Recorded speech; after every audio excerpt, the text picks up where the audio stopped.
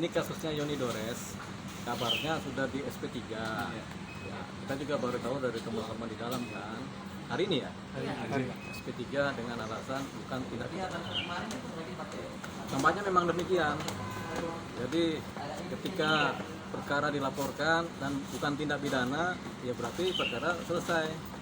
Perkara ditutup, kasusnya ditutup. Bahasa Inggrisnya case close. Jadi selesai gitu.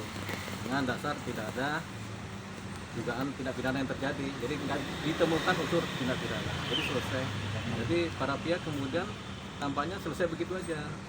Selesai secara islah lah ya, karena laporan tidak terpenuhi.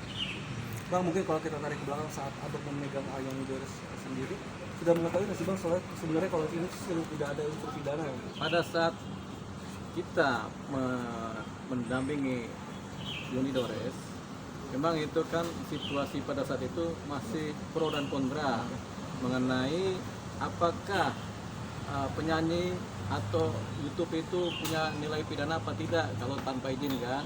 Tapi kemudian proses ini bergulir sampai di DPR, sampai ada kesimpulan-kesimpulan, sampai ada putusan dari MK juga yang menyatakan penyanyi itu dilepaskan dari beban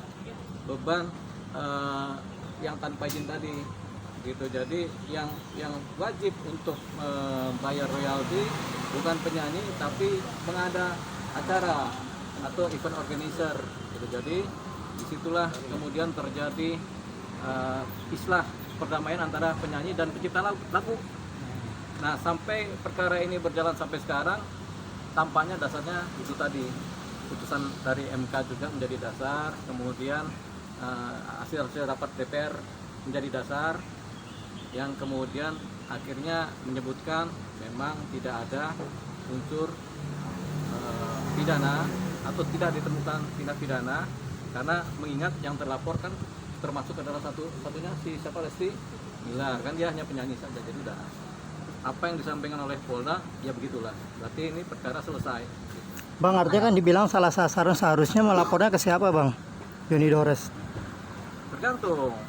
Yoni Dores ini kan ada beberapa hal yang memang sebenarnya sudah terakomodir dari pihak yang kelompok penerima royalti itu.